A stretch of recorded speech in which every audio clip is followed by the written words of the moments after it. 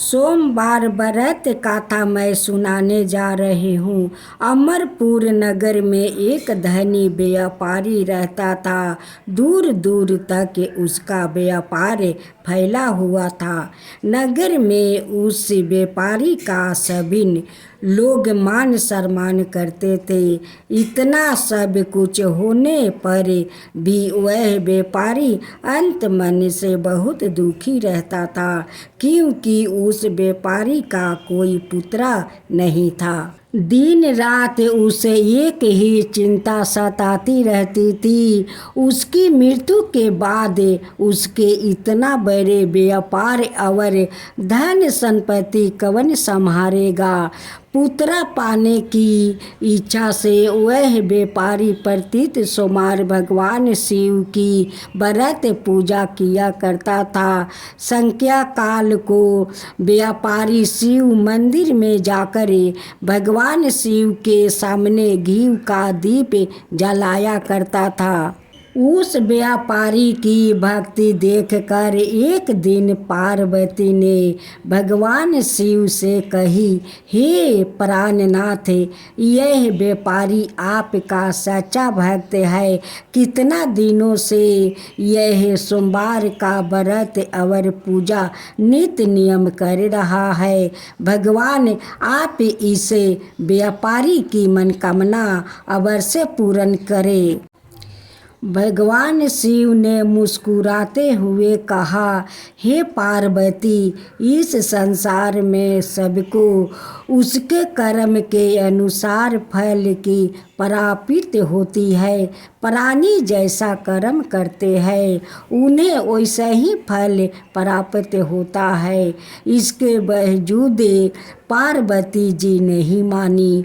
उन्होंने आग्रह करते हुए कहा, नहीं प्राणनाथ, आपको इस व्यापारी की इच्छा पूरी करनी होगी। आपका अनय भक्त है। प्रत्येक सोमवार आपका विधि विधान व्रत रखता है और पूजा अर्चना के बाद आपको भोग लगाकर एक समय भोजन ग्रहण करता है। आपको इस पुत्र प्राप्ति का वरदान देना ही होगा। पार्वती का इतना आग्रह देखकर भगवान शिव ने कहा, तुम्हारे आग्रह पर मैं इस व्यापारी को पुत्र प्राप्ति का वरदान देता हूँ, लेकिन इसका पुत्र 16 वर्ष से अधिक जीवित नहीं रहेगा। उसी रात भगवान शिव ने सपने में उस व्यापारी को दर्शन देकर उसे पुत्र प्राप्ति का वरदान दिया और उसके पुत्र के 16 वर्ष तक जीवित रहने की बात भी बताए।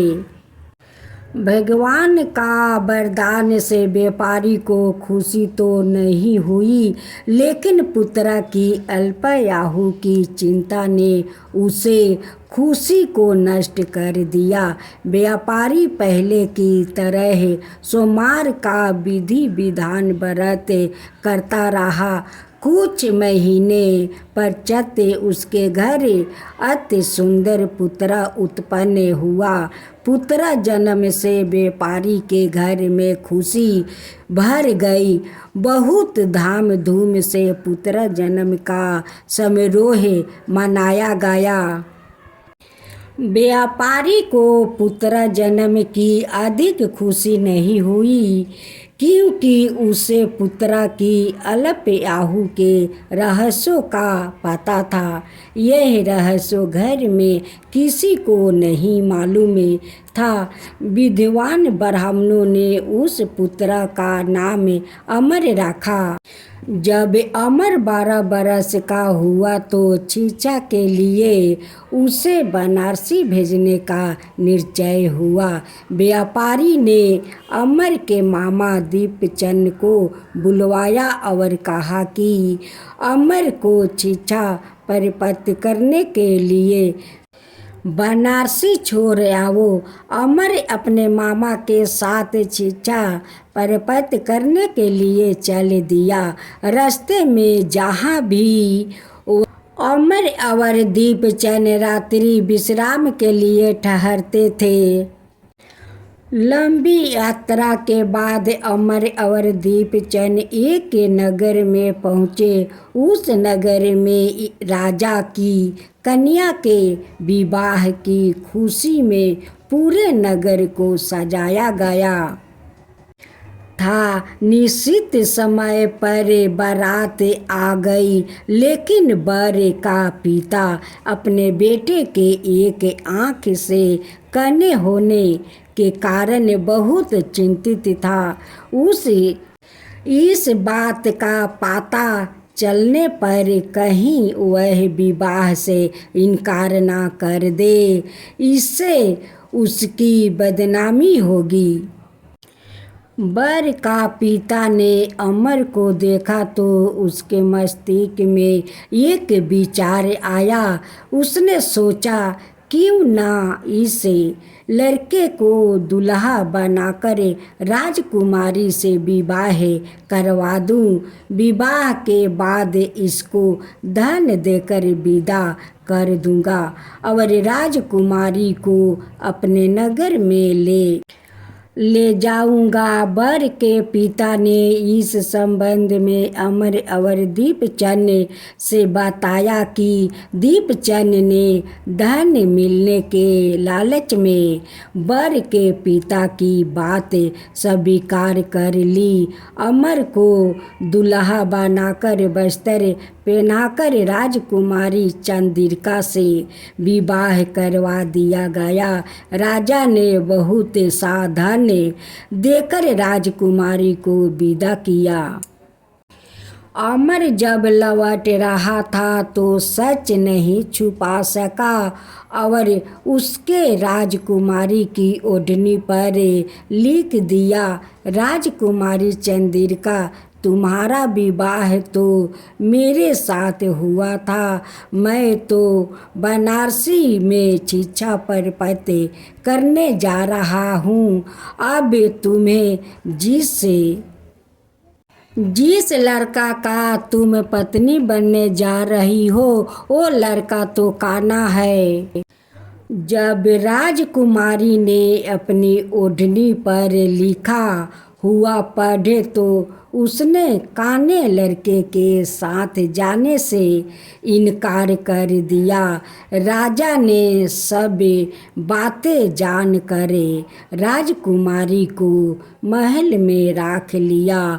उधर अमर अपने मामा दीपचंद के साथ बनारसी पहुंच गया। अमर ने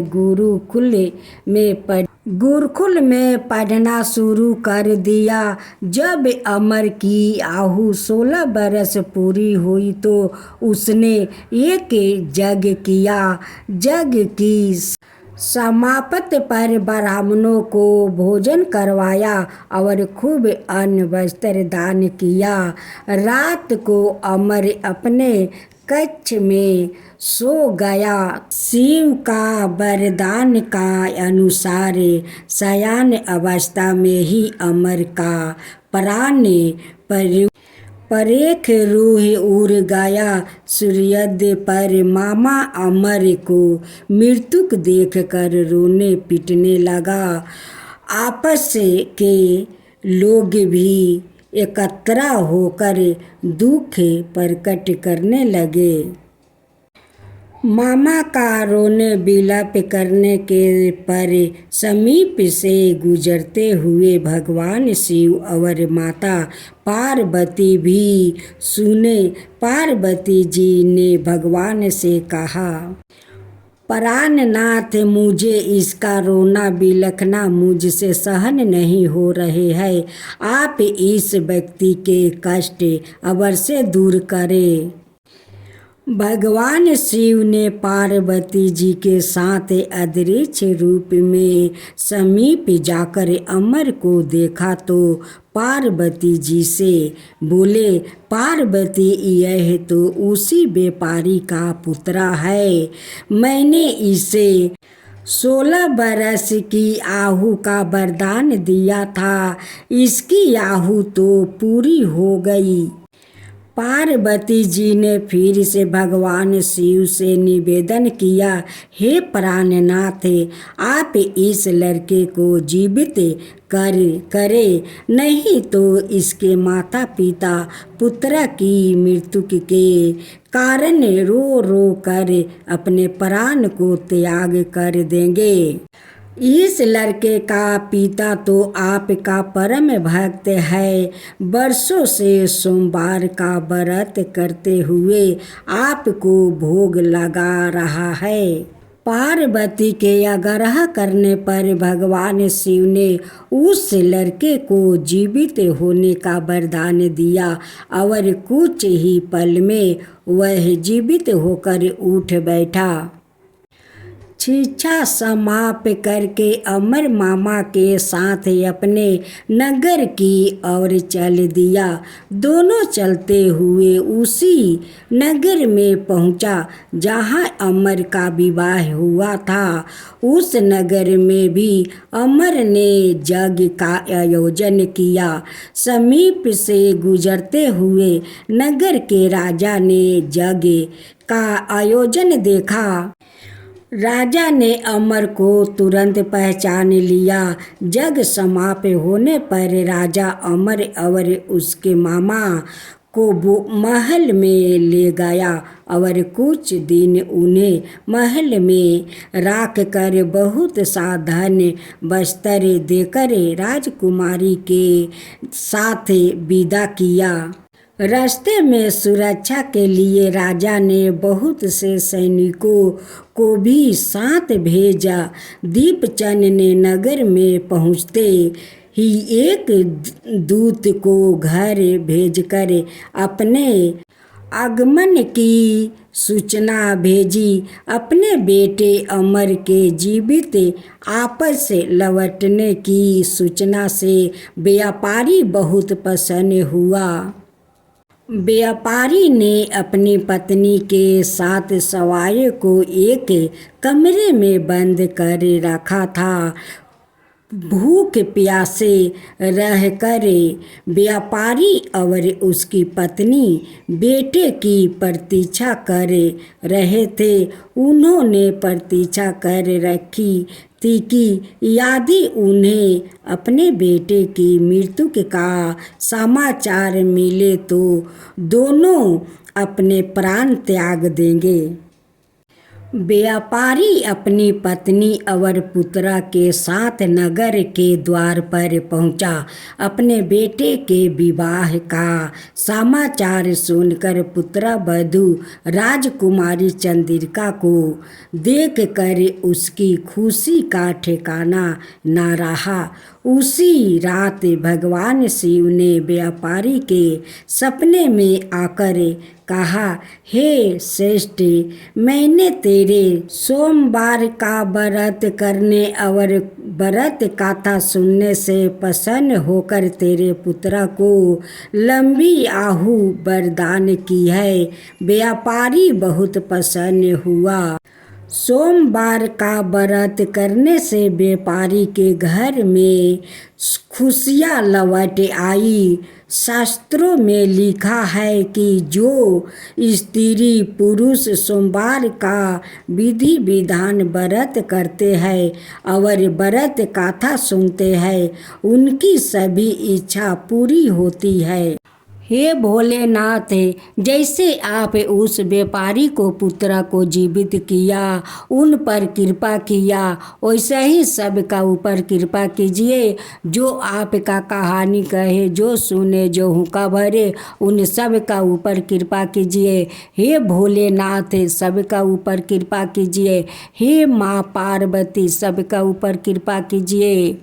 भोलेनाथ की जय हो, भोलेनाथ की जय हो। माता पार्वती की जय हो, माता पार्वती की जय हो।